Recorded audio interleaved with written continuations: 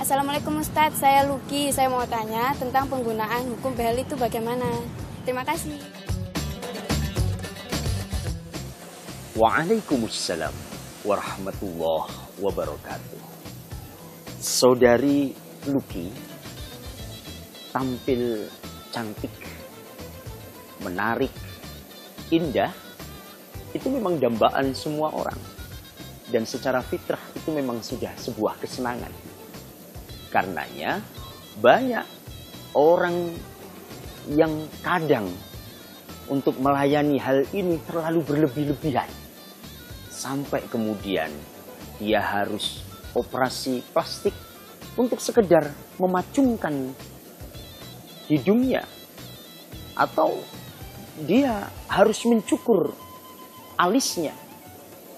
Atau bahkan, mohon maaf, sampai memasukkan atau menyuntikkan silikon ke dalam tubuhnya agar kelihatan semakin menarik, montok, cantik, dan seterusnya.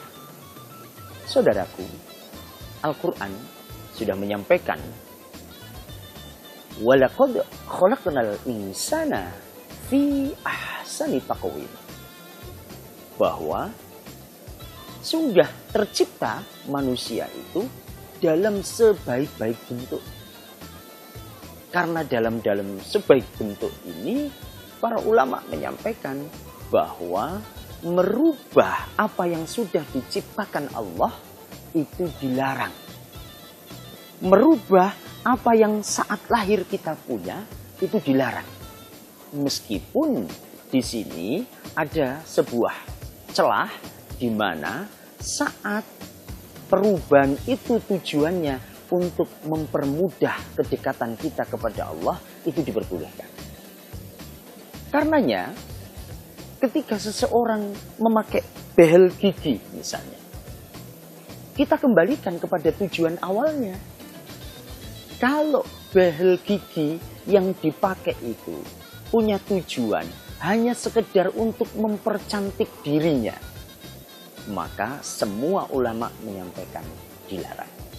Hati-hati, akan tetapi ketika behel itu dipasang, di mana pemasangan behel itu memang kondisi gigi yang tidak beraturan itu sangat menyulitkan dalam kefasihan orang berbicara, dalam hal ketika kita misalnya makan sehingga banyak makanan yang keluar dari mulut kita, maka disitulah diperbolehkan kita menata yang punya tujuan agar ini memudahkan. Sehingga kalau suaranya merdu, lafaz yang keluar enak, mengajinya, tilawah Al-Qur'annya, juga bacaan-bacaan sholatnya, itu akan semakin fasih karenanya.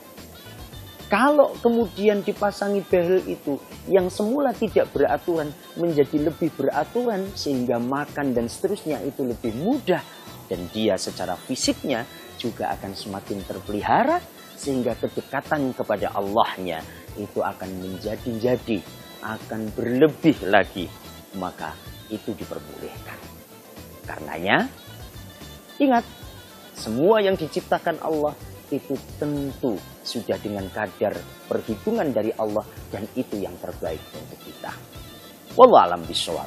Wassalamualaikum warahmatullahi wabarakatuh. Terus kirimkan pertanyaan kamu seputar Islam melalui akun Twitter kami @risalahati_net. Sesaat lagi kami akan sajikan kisah inspiratif seputar Islam. Jangan kemana-mana, tetaplah bersama Risalah Hati.